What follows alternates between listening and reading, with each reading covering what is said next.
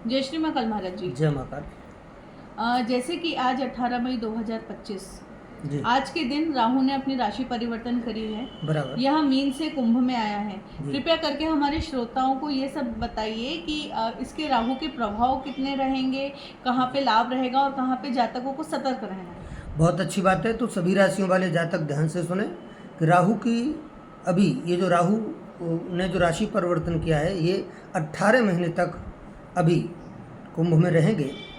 और विशेष करके जो मेष राशि वाले हैं वो ध्यान दें, इनके लिए राहु का ये राशि परिवर्तन अपने आप में बहुत ही शुभ है, क्योंकि ये आपके लाभ भाव में यानी 11वें भाव में गोचर कर रहे हैं। तो इन लोगों को लाभ मिलेगा, लेकिन लॉटरी, सट्टा और शेयर बाजार में सावधानी रखने की आवश्यकता है। वृषभ राशि वाले जो लोग हैं उनसे राहु 10वें भाव में गोचर करेंगे। तो ये कर्म भाव है, करियर का भाव है। स्वयं के प्रति उनको सजग रहना है। सामाजिक जो छवि है उसमें भी सावधानी रखनी है, क्योंकि कहीं न कहीं नुकसान पहुंचा सकते हैं। और सबसे पहले उनको ध्यान रखना है कि विवादों से दूर रहें। मिथुन राशि वालों के 9वें भाव में गोचर कर रहे हैं, यानी धर्म भाव है। धार्मिक यात्राएं कराएंगे, लेकिन हाँ, धार्मिक जो भी निर्णय लें उनमें जो खर्चे करें वो बहुत सोच समझ करके करें। और निश्चित रूप से इनको भाग्य का साथ मिलेगा, लेकिन धैर्य के साथ आगे बढ़ना है। जो कर्क राशि वाले हैं उनके 8वें भाव में आ रहे हैं, तो इनको ध्यान रखना है कि धन संबंधी मामलों में बहुत सावधानी रखनी है। आवश्यक खर्चे जो भी हैं उनको बहुत सोच समझ के करना है, और स्वास्थ्य के प्रति आपको सजग रहना है।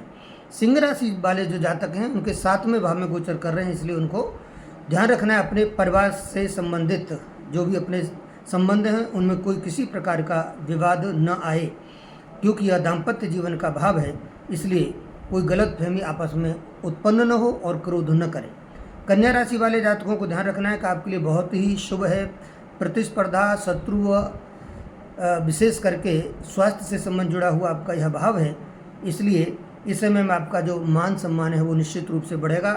और शिक्षा को लेकर के या परिवार को लेकर के जो भी निर्णय सावधानी पूर्वक लेंगे आपको निश्चित रूप से लाभ होगा। तुला राशि के लिए महाराज जी, तुला वालों के 5वें भाव में प्रवेश करेंगे, गोचर करेंगे, तो 5वें भाव में भी इन लोगों को निश्चित रूप से जो संतान से संबंधित मामले हैं, भावनात्मक जो मामले हैं वो बहुत सावधानी से उनको लेने हैं। वृश्चिक राशि के लिए महाराज जी, और ये 4था भाव है, तो ये भूमि, भवन, वाहन, लग्जरी का भाव है।